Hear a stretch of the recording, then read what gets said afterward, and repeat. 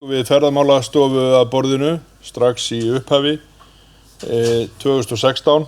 Þeir gerðu sem sagt úttekt á staðnum með okkur og með hvaða hætti hann geti virkað með tilliti ferðamanna, og úttektin var í rauninni svona hálfgerður leiðarlýsir fyrir okkur í framhaldinu.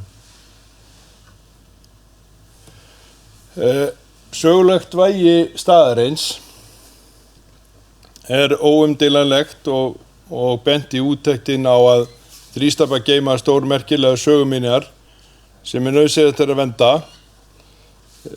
Mikilvægt væri að búa til góða aðstöðu sem myndi stýra aðgangi ferðamanna og leið að vernda svæðið eða náttúruna. Þetta svona kannski mynd af þemu 2 sem að þið sjáið í þessu. Áður var girðingin alveg bara rétt við skiltið og lítið hlið og engin afgirtur gönguleið. En svona var í þetta í rauninni upphafi eitt lítið skilti við þjóðveg 1 sem sagði í rauninni ekki neitt, og bílastæðið var varla fyrir 2 fólksbíla og öryggi ferðamanna var verulega ógnað á þessum stað. En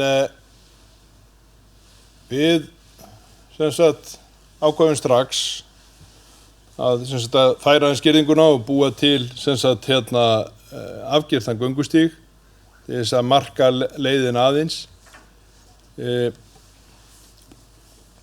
En síðan var náttúrulega, þetta er náttúrulega lítið samfélag, þetta var rétt 300 manns og ekki með digra sjóði, þó svo sem að við værum með Blönduvirkjun. Þá var það strax niðurstaðan að sækja styrki í hina ýmsu sjóði sem að væri til þess fallnir að styrkja þetta. Og við fengum náttúrulega frábæra hönnuði strax að borðinu sem að teiknuðu í rauninni konsertið á degi 1. Við vissum hvernig við ætluðum að sjá þetta 2024. Þá átti verkefninu að vera lokið, og það skiptir bara öllu máli í þessu sem öðru að þú sjáir fyrir þér niðurstöðuna. Og þess vegna náttúrulega titillinn í upphafi skal endinn skoða, vegna þess að það komu ekki upp nein svona veruleg áhrif í hönnunni, nema náttúrulega bara í gerð skilta og gerð einhverja hluta, að þeir hjá Gagarin voru endalaust með Agnes í heimsókn sem að klúðraði þeim málum fyrir þau, en það var í rauninni grundvallaratriði að klára hönnunina. Þeir gerðu náttúrulega dramatíska uppbyggingu af frásögn í gegnum allt svæðið, frá þjóðvegi að athöfnustaðnum og svo tilbaka. Við vorum líka með í fyrstu hönnunni, þá vorum við með að gera meira úr graf eða disinni sem að þau voru disuð, og hann fengu því miður ekki heimildir Minjastofnunar til þess að fullklára það, en vonandi gerist það með tíð og tíma að það leysist. En þetta var svona klassíkin í þessu. Það var upplýsingin, vaxandi spenna og svo hápunkturinn og svo viðsnúningurinn tilbaka og spennulösun og lausn. Og ef þið hafið farið á þrístapa, þá verðið þið í rauninni að byrja á að lesa skiltin frá upphafi og fara svo tilbaka. Þá finnið þið þessa tilfinningu í verkinu eða sýningunni, og jafnframt í sögunni. Þetta svona ferðalagið sem átti að vera það átti að vera leið tilbaka, en það var falli frá henni þegar að við lentum í andstöðunni, semst að nú í rauninni skiltin beggja vegna göngustígs sem núna í dag, sem sem sagt sá göngustígur sem til vinstri á glærunni sem við erum að horfa á, og síðan var náttúrulega þetta efnisval var svolítið búið til þess að gera staðinn svona kannski örlítið drungalegri, sko þetta hráa stál, hellurnar, vegginn, og síðan var líka andstaða hjá landeigendum að færa göngustíginn tilbaka. Síðan í framhaldinu þegar við héldum á í rauninni hönnunni allri, sveitarfélagið bar svolítið þann sem sagt kostnað í upphafi, sem sagt að láta hanna sem sagt svona grunnhanna verkefnið þó að vera ekki detail hönnun, og þá var sem sagt í framhaldinu sótt styrki í verkefnið með þetta leiðarljósi, og við fengum sem sagt sveitarfélagið fékk sem sagt 6 styrki alls í þetta verkefni, og 5 þeirra komu frá framkvæmdasjóði ferðamannastaða. Það var sem sagt fyrst 680.000 í skipulagsvinnu sem var í rauninni til þess að klára deiliskipulagið. Síðan kom sem sagt styrkur 2016 sem var undirbúningur og hönnun, og síðan þegar við byrjum í rauninni 2018 þá komu sem sagt stóru styrkirnir. Það var sem sagt 57 milljónir í bílastæði og göngustíga, 51,5 milljón í sögusýninguna, og síðan var sem sagt það sem átti að koma síðast sem var sem sagt salerni, sjálfvirkt salerni, sem var styrkur upp á 31 milljón ásamt sem sagt salerniskostnaði og grjótleiðslu í kringum það. Síðan fengum við 2019 í sem sagt uppbyggingarsjóð SSNVAF sem samtök sveitarfélaga á Norðurlandi vestra, og þar fengum við sem sagt 2,5 milljón sem var fyrst og fremst til þess að í sem sagt ljóðin og annað svona til þess að leggja svona svolítið loka punkt á þessa menningarlegu upplifun sem að menn fengu sem sagt á staðnum. En samtals hefur verkefni fengið sem sagt 145.680.000 í styrk, og því ber að fagna og jafnframt að þakka. En síðan var það náttúrulega sem var gert líka að við gengum strax frá lóðasamningi við landeiganda sem sagt deiliskipulaga svæðið, og þeir hafa verið mjög hliðveittir okkur sem sveitarfélaginu í að gera þetta. Uppbygging á svæðinu, hún hélst alltaf við hendur við fjármagnið. Við sem sagt eyddum aldrei meiru en við rauninni fengum styrk fyrir eða höfum peninga til, og það sem sagt kostur. Það fjölgun ferðamanna á staðnum. Það teljari þar núna sem að sýnir það að það fjölgun sem sagt stopp á ferðamannastöðum. Svo rétt að taka það fram að þetta verkefni hefur fengið umhverfisverðlaun Ferðamálastofu og hönnunarverðlaun sem sagt Íslands 2024. Svona að lokum þá nefna aðeins að sko því ekki alveg lokið, eða þess að eins og var sett upp sem sagt uppalega. Þar má meðal annars þetta sem sagt stangirnar sem komnar upp sem eru sem sagt höfðustangir sem að höfuðin voru tekin af ef við kynnið ykkur söguna. En annar staðar á svæðinu áttu að vera svipaðar stangir með hrafna á milli sem áttu að merkja feig og ófeig. Og síðan það steinbjallan sem er uppáhaldsverkefni mitt. Þetta sú bjalla sem átt að hljóma í hvert skipti sem að einhverju tekin að lífi í heiminum öllum. Og ég held að það sé svolítið hægt að gera í þessu að góðir hluti gerast hægt. En síðan næsta verkefni, ég ætla aðeins að fá að svindla á tímanum að það núna ég orðinn sveitarstjóri í Skaftárhreppi.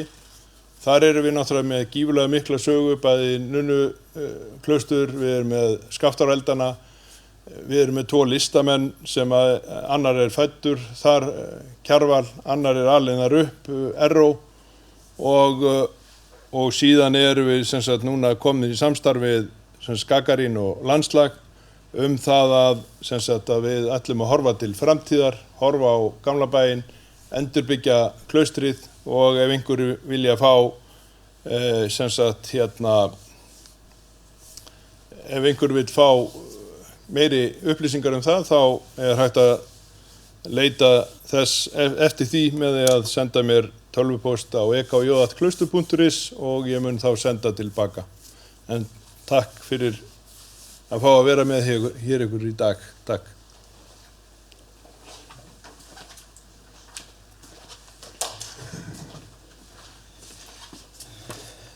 Kannski byrja á því að beðast afsökunar á hljóðleysi þarna fyrstu mínúturnar í útsendingunni, en upptakan sem kemur á netið, hún verður með hljóði, þannig að þið getið horft á það þar og spóla tilbaka þegar ég datt yfir ljósið, svona til þess að gera grín að einhverjum.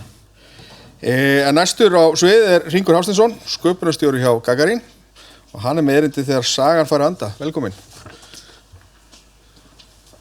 Kærar þakkir og takk öll fyrir að bjóða mér að koma. Já, ég Hringur Hafsteinsson, sköpunarstjóri hjá Gagarín.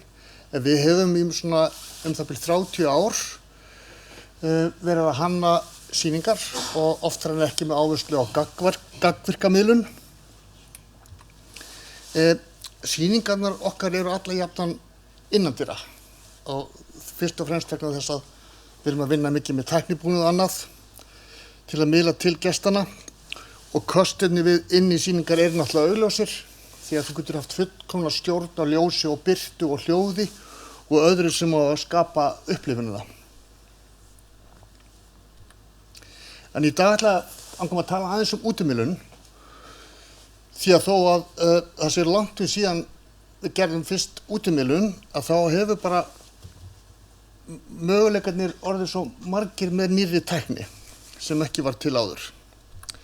En að byrjuninni þá gerum við eiginlega fyrsta útiverkefni þegar að Garðbæingar ætluðu að stækka leikskólann að Kirkjubóli og framkvæmdaraðilar komu niður á fornminjar og sjá að þar landnámsskáli frá fyrstu dögum Íslandsbyggðar, og framkvæmdunum var náttúrulega bara snögg hægt og þá var ákveðið að gera bara minjagarð í kringum rústina, og því næst leitaði bærinn til okkar til að kanna hvort við getum komið með hugmyndasýningu sem við getum mögulega sett upp í safnahúsi sem yrði byggt í framhaldi af uppgreftrinum.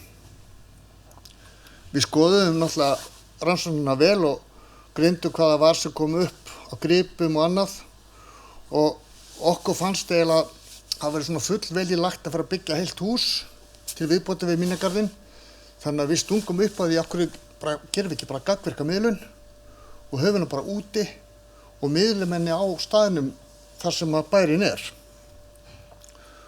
Og það varð úr og við settum þá, þetta 2004 held ég, og þá setjum við upp svona 3 gagnvirka standa sem að miðluðu öllu sem tengdist uppgreftrinum og fólkinu sem mögulega hafi búið þarna og tengingu við landnám Ingólfs og fleira.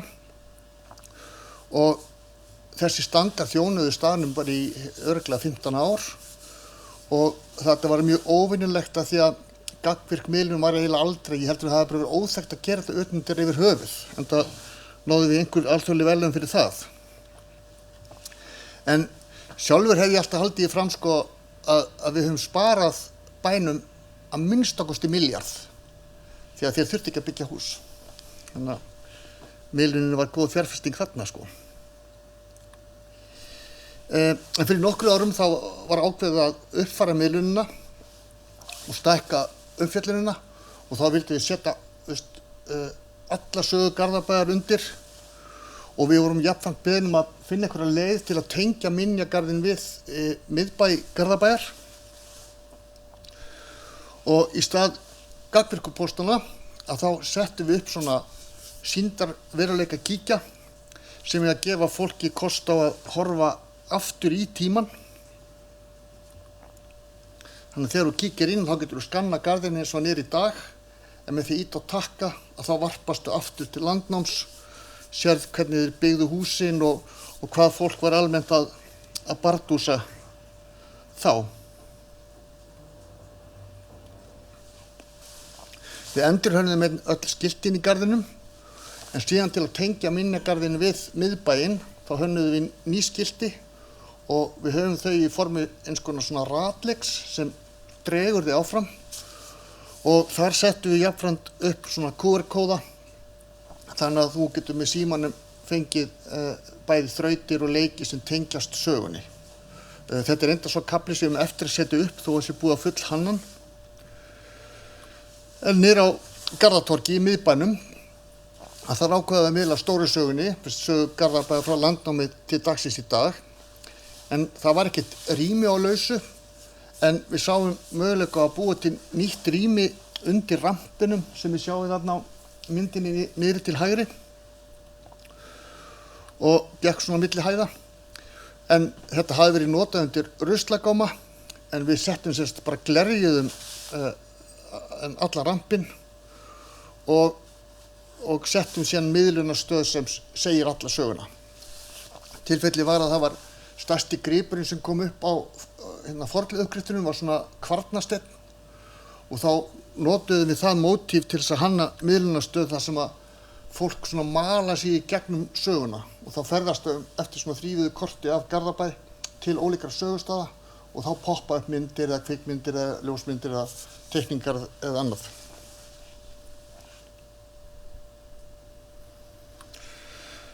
Annað útivinnunarverkefni sem er í miklu uppáhaldi hjá mér eru þrístapar í Húnabyggð eins og Einar sýndi okkur áðan, þar sem að Agnes og Friðrik voru hálfsögvin.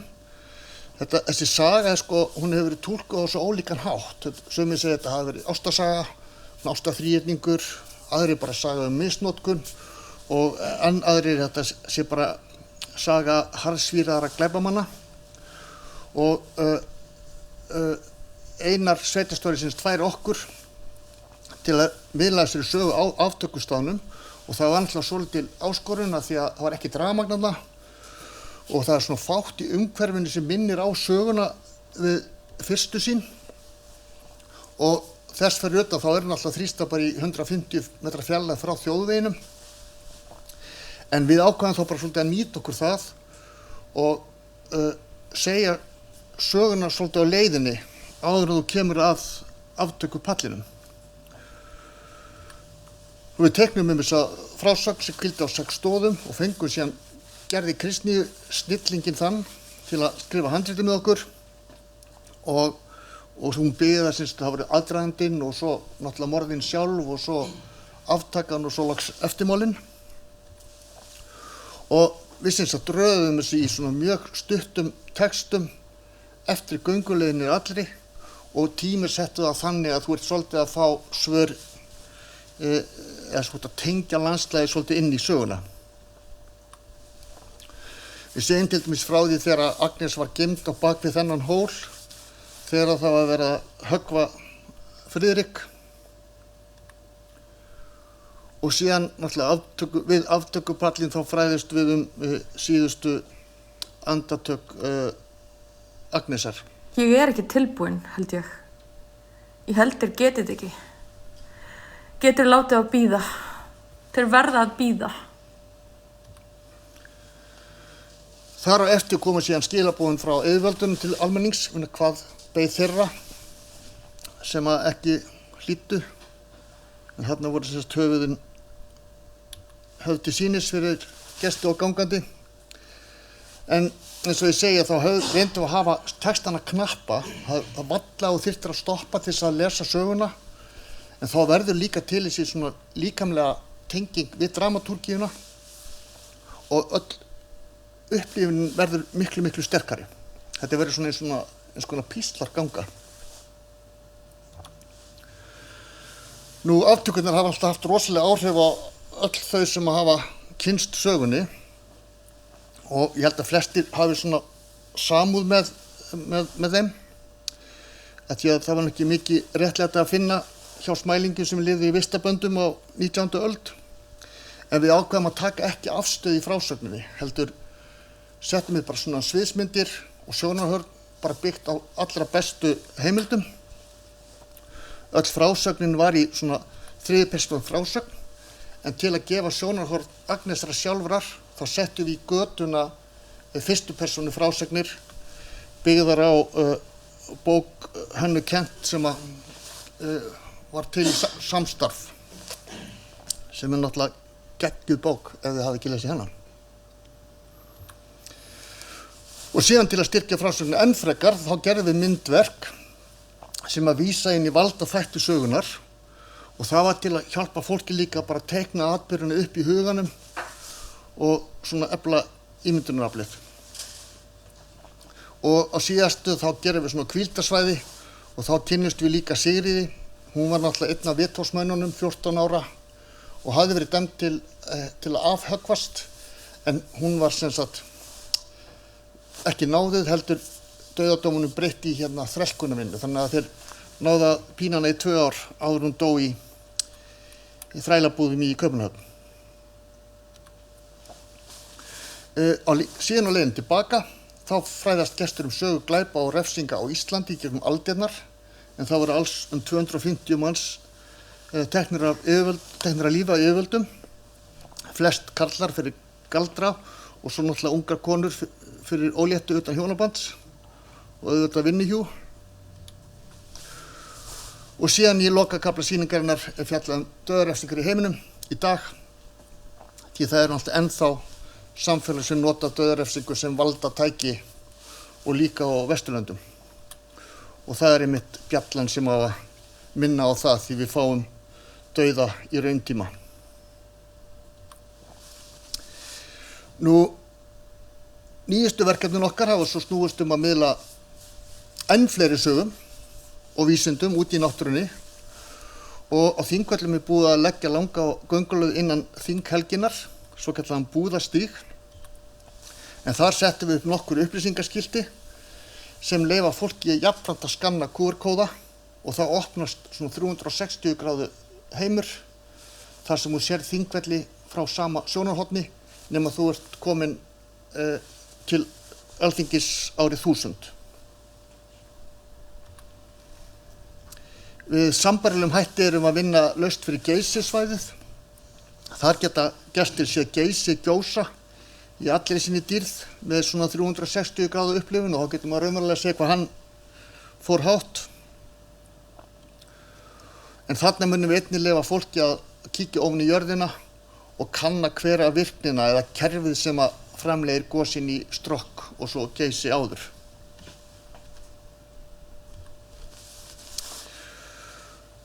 Og enn eitt 360 gráðu miðlunarverkefni var fyrir Gullfosssvæðið, en þar segjum við sögu Sigríðar frá Brattholti sem líklega er fyrsti íslenski umhverfissinnin. Hún barðist fyrir verndun Gullfoss og hafði sigur að lokum. Ebba Katrín náttúrulega túlkaði Sigríði frábærlega. Þetta eru svona lifandi myndir. En við sýnum líka hvernig Gullfoss gæti litið út ef hann hefði verið virkjaður. Mér finnst þetta reyndar svo flott virkjun. Ég held að þetta væri vinsæll ferðamannastaður í dag, sko. Já, sem sagt útimiðlun er í raun mjög hagkvæm og spennandi upplifun þó það sé ekki endilega hægt að hafa fulla stjórn á sýningar umhverfinu. en hún býður upp á upplifanir sem ekkert safn getur veitt. Það að finna vindinn sem blés í hárið á konu sem barðist fyrir fossi, að standa á sama palli og aftóka fór fram, og eða sjá fortíðan að leggjast yfir landslægið í rauntíma. Takk fyrir. Ég svo með hringur@gagarin.is ef einhver vill senda mér spurningar eða fá frekar upplýsingar. Takk.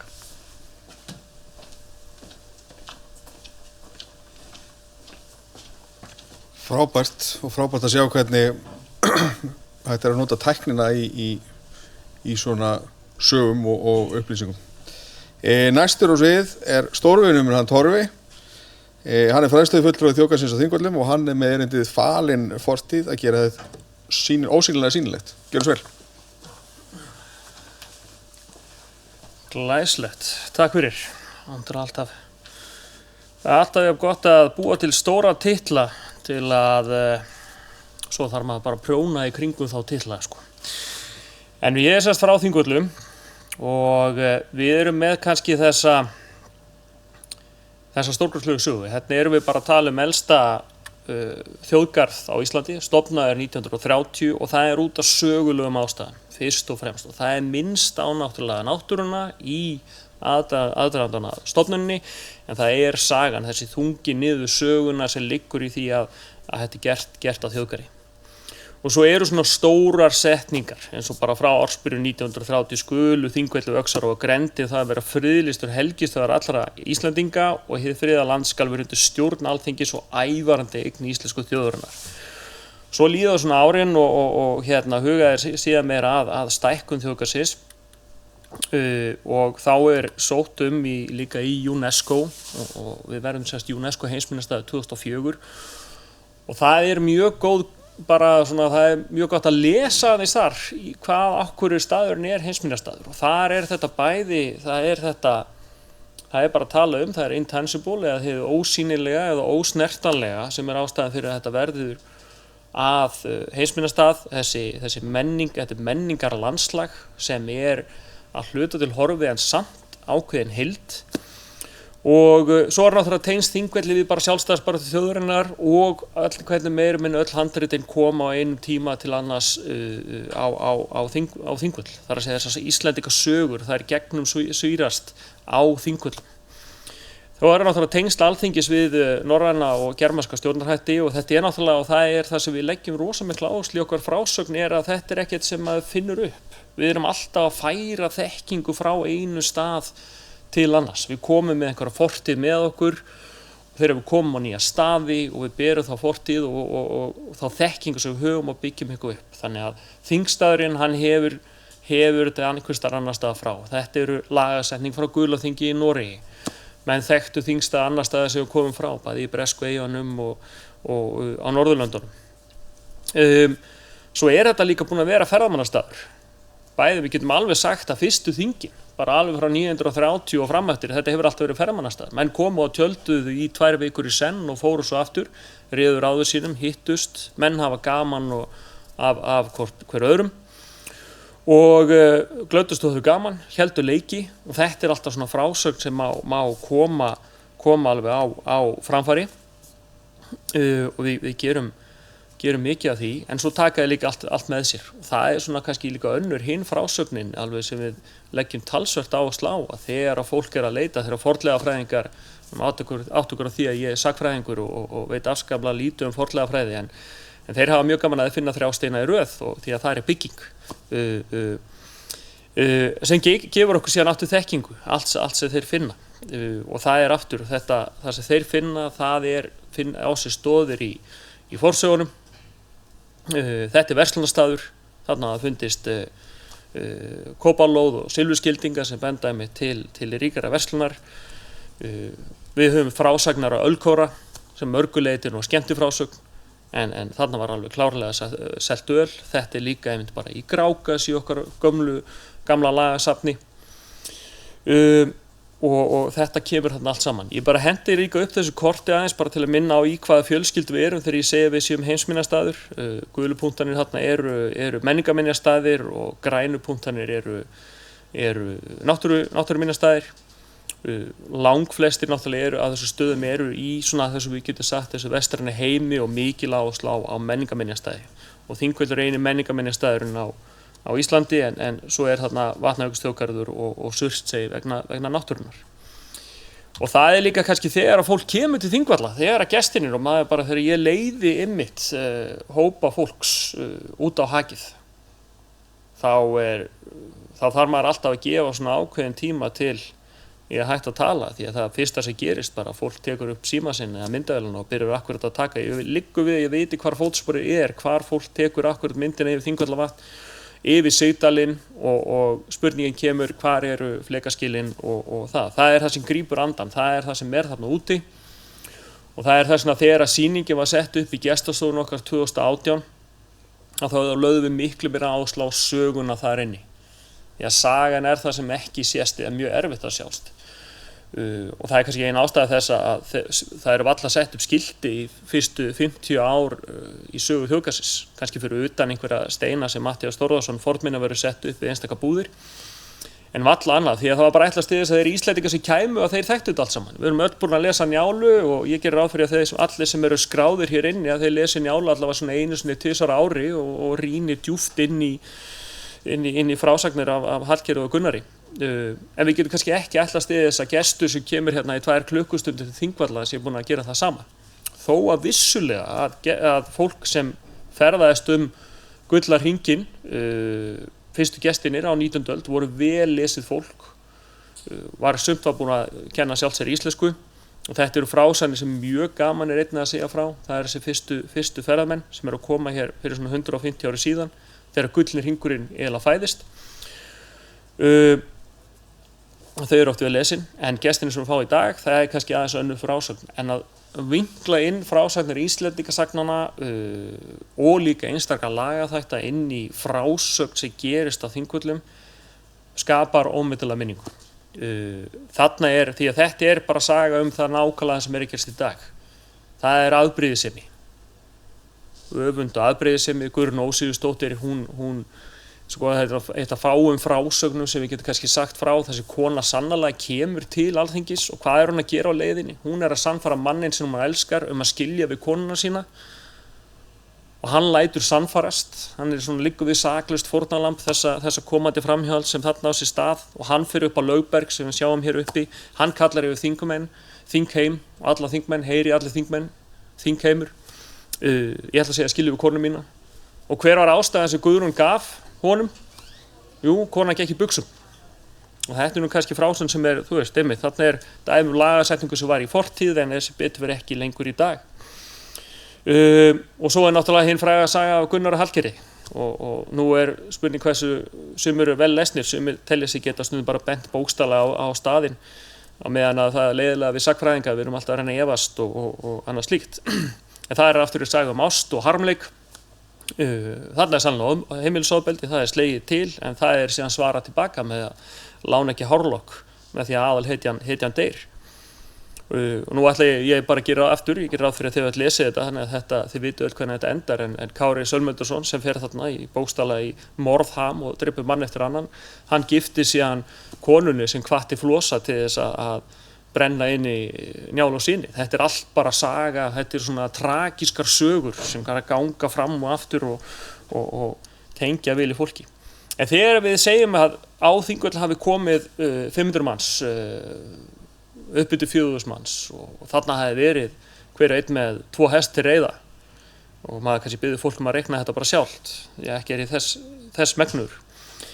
Að þá þarf að reyna að ímynda sér og það spurning hvernig maður kveikir í þessu ímyndarafli. Því að það sem við erum að alltaf erum með og erum sem heimsminjastaður og þjóðgarður, við erum með einstakt landslag. Og hvað sést á þessu einstaka landslagi?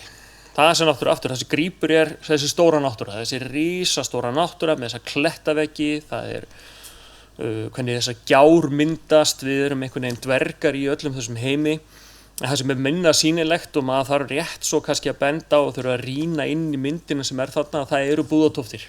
það eru þessir ferköntuðu ílöngu staðir hérna sem eru rétt á loftmyndinni og svo til með öllu ósýnilegir. Sérstaklega á sumrin þegar grasið er búið að vaxa yfir.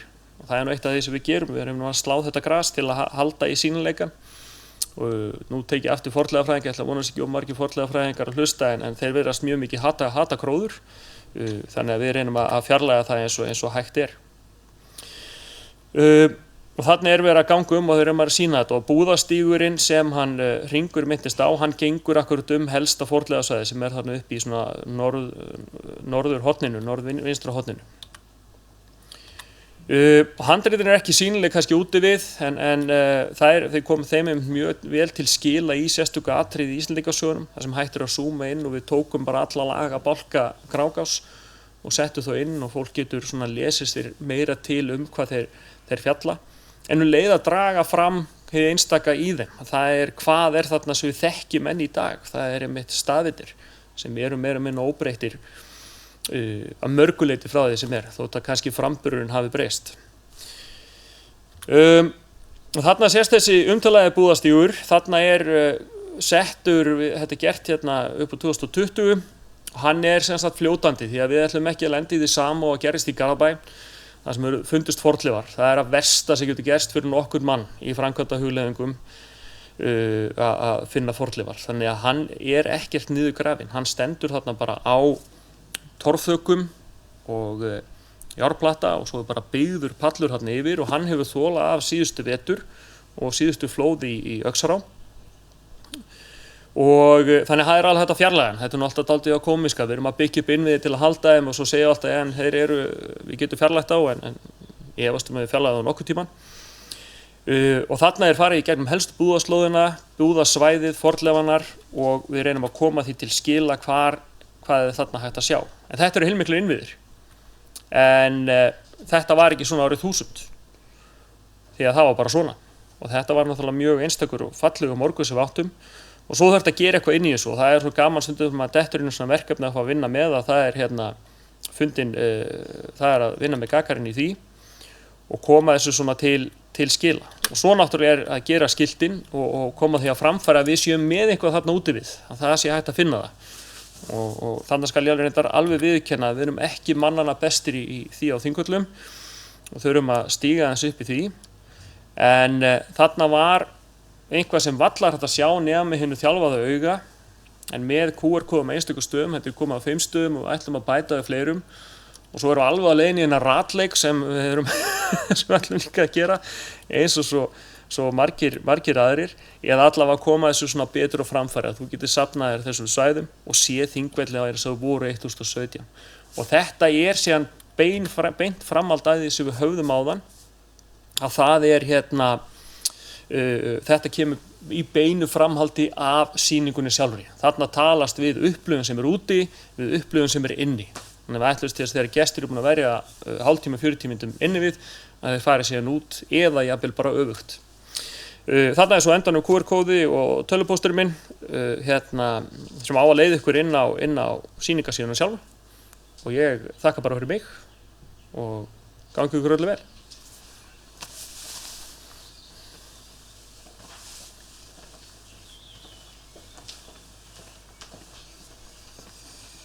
Takk fyrir þetta og þá komið að loka erindi dagsins í dag. Það eru Hrefna og Ýmir frá Bryggjuhúsinu með erindið upplifun skreytt með mat og drykk. Gjörið þess vel.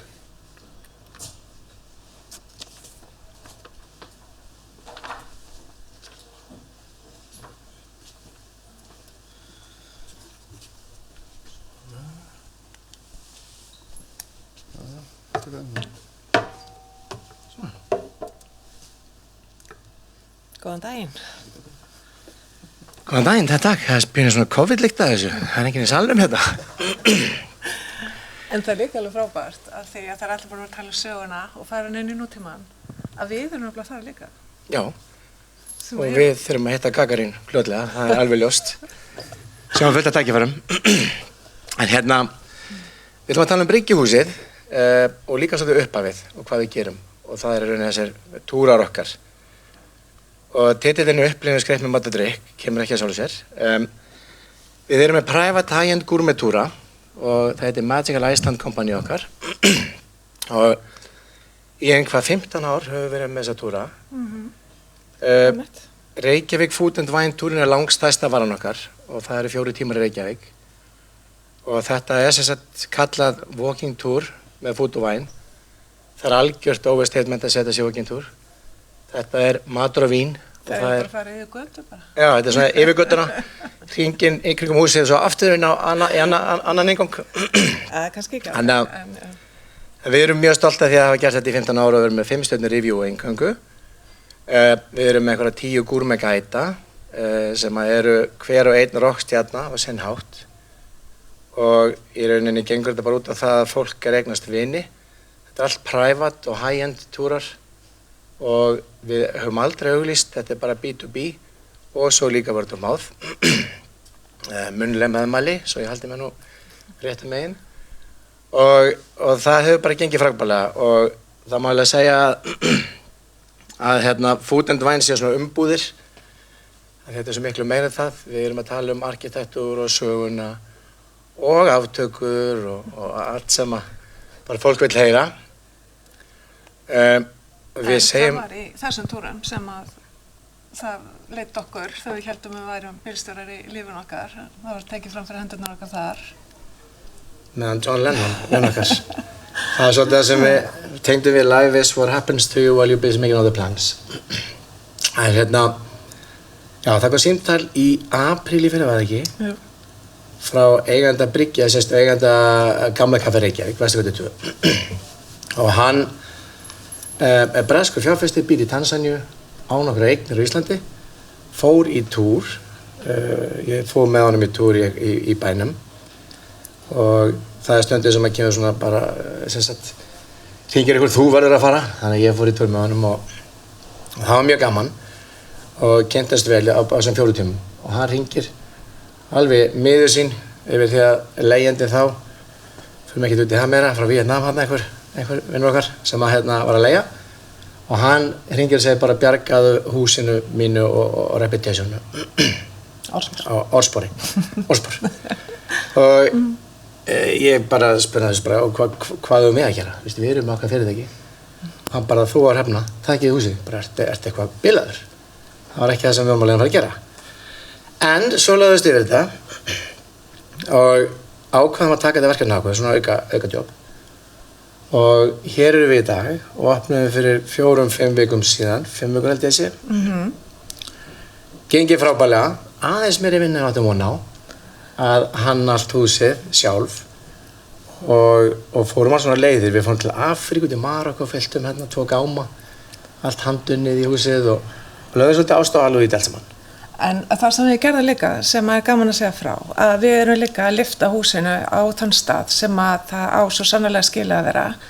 Það er borgargöngin, við erum búin að sérmerkja þau inni og lefa þeim að flæða svolítið í gegn.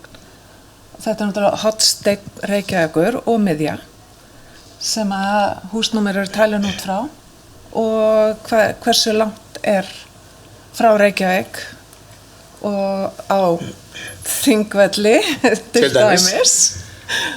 Það er einmitt það sem var kannski markmið í Hákur að þeir gestir sem kom inn en aftur við kunnum bara að selja og veita upplifun þannig að eins og við sagðum bara við ætlum ekki að opna veitingastað, við erum ekki algjörir kjánar við ætlum að bjóða upplifun bara pínu kjánar en þannig að það er bara eins og allt annað að sagan á að njóta sín í húsinu sem það svo sannlega gerir og þarna eru upprunalega burðarbita sem við skófum sjálf, tókum margar helgar í að skafa þessa bita og eins og Hrefna sagði þá líka erum við með tengingu þarna við söguna og borgarhliðið og allt saman og svo náttúrulega erum við bara áfram í því að vinna með upplifun allra gesta þannig að það er ekki bara í gegnum magan heldur erum við svo heppin að þarna í þessu fallega húsi sem við erum mjög stolt af að hafa hannað þessu vekkjaðum þá fengum við íslenska agressíva nútímalist á veggina og það er mjög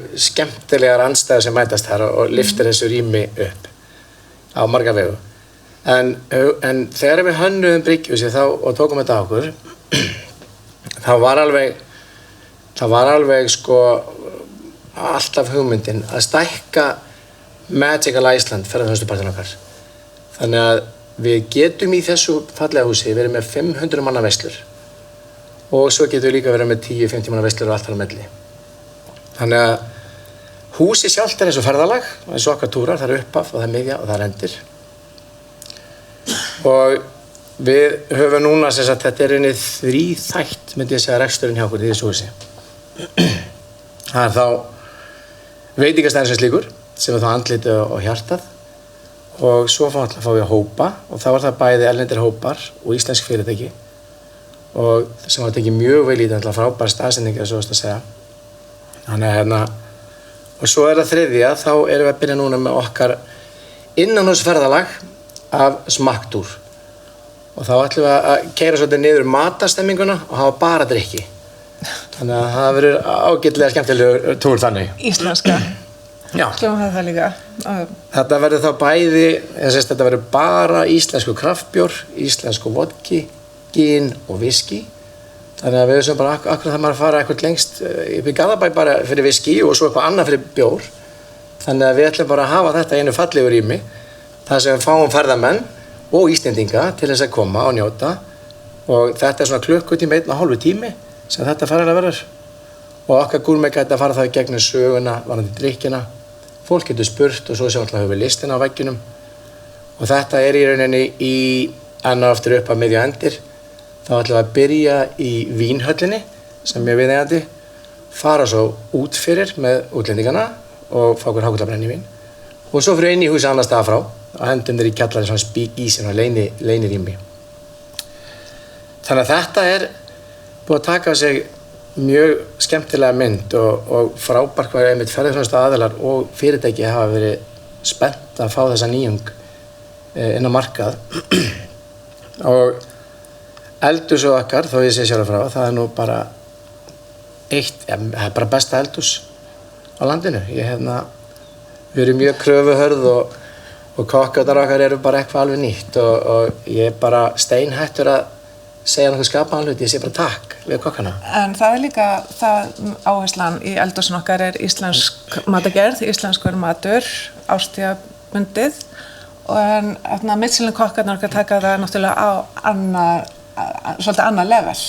Það sem kemur manni alltaf skemmtilega óvart með hvað þau gera skemmtilegt úr mat sem ég held að væri bara sáðningur en þetta fært upp allt annað og mjög skemmtilegt skemmtilega útværslu þar. Og náttúrulega upphaflega voru við bara með fókus á brauðtertu og kampavínsbar, brauðtertur og búblur sem er svo sannarlega þarna en svo eins og þú ert að segja þá sérstaklega bara með þau við einn daginn bara, þetta er alltaf að gerast á 5 vikum sko þannig að svo komum við niður til í Bryggjuhúsi og segjum bara, heyrðu, það vantar pönnukökur hvernig ekki með pönnukökurinn inn í bæ og svo fáum við pönnukökuna og þá kemur pönnukaka upprúlluð með kremuðum, taðræktum silung inn í og svo fersk piparrót yfir og dill og silungarhráfn og þetta var náttúrulega bara, já, fyrst náttúrulega var ég ekki, hvað er þetta bara, hvað er gamli hérna stílinn en þetta er svona eitthvað svona fusion eldhús og við erum með tartalettur, þær eru óhefbundnar, nema mjólin þar að hefbundnar þannig að þetta er svona þessi veisla sem við erum með fyrir öll vitin og saga náttúrulega á bakvið allt líka þannig að þetta er svolítið það sem við erum að vinna með í dag og verkefni núna sem er kannski ólítið sem við hefum gert áður er að vera með að halda þessu þjónustu leveli og þessari upplifun á sama stað og við höfum haft Magical Iceland. Við erum með 140 hverju views á TripAdvisor samt aldrei auglýst og þau eru öll 5 stjörnur þannig við erum mjög þakklátir fyrir það og eins og ég sagði bara við vinnum bara með high-end skrifstofum hérna á Íslandi og til dæmis erum við inn í pakkanum hér í Trít og fleiri aðilum þannig að þetta er svona white label tour sem við erum með en það er núna kannski hvernig heldur maður sömu ástríðu og sömu upplifun þegar maður alltaf komið með vinnustaf með 20 starfsmönnum og alls konar veitingaresti. Það er svolítið það sem við erum að læra núna og erum að gera bara dagstæðilega. Og já, svo er þetta bara standandi veisla eins og allt sem við gerum. Þannig núna erum við með að fara hérna og fara að smakka jólaseðilinn sem að ég alveg óvandalega spenntur fyrir, sem að verðum með einhverju tvisti líka eins og alltaf sko. En já, þetta hefur verið ferðalag og kannski má einmitt segja að það er líka gaman og hjálpar okkur mikið að vera núna vertinn og vertarnir en ekki vera hinum með borðið og eins og alltaf gert og við höfum farað á milli veitingahúsa, sagt veitingamönnum hvernig við viljum hafa matinn, að núna getum við gert það bara sjálf okkar megin. Þannig að það hefur verið skemmtilegt að fá að leika sér með þetta. Takk fyrir okkur og takk fyrir að bjóða okkur. Þetta er Bryggjuhúsið. Bryggjuhúsið.is, heimasíðan er alveg að vera tilbúin, þetta er alveg þar sko. En það er bara hægt að senda tölvupósta á bókun@bryggjuhúsið.is eða hrefna eða ymir@bryggjuhúsið.is. Takk fyrir. Takk fyrir okkur.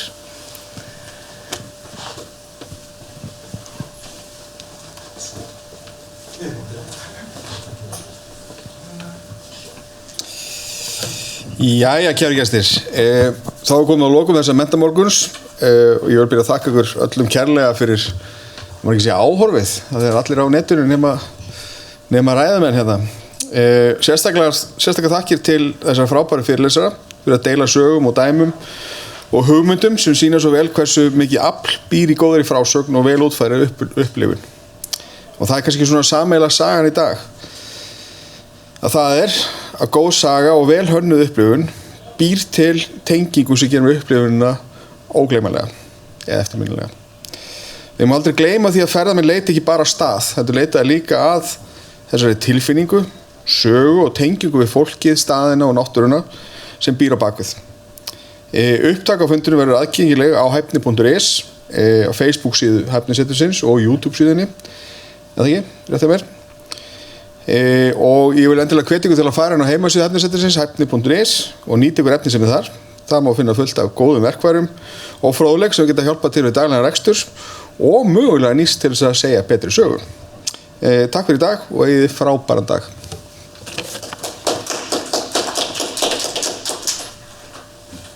Já, þetta var mjög flott.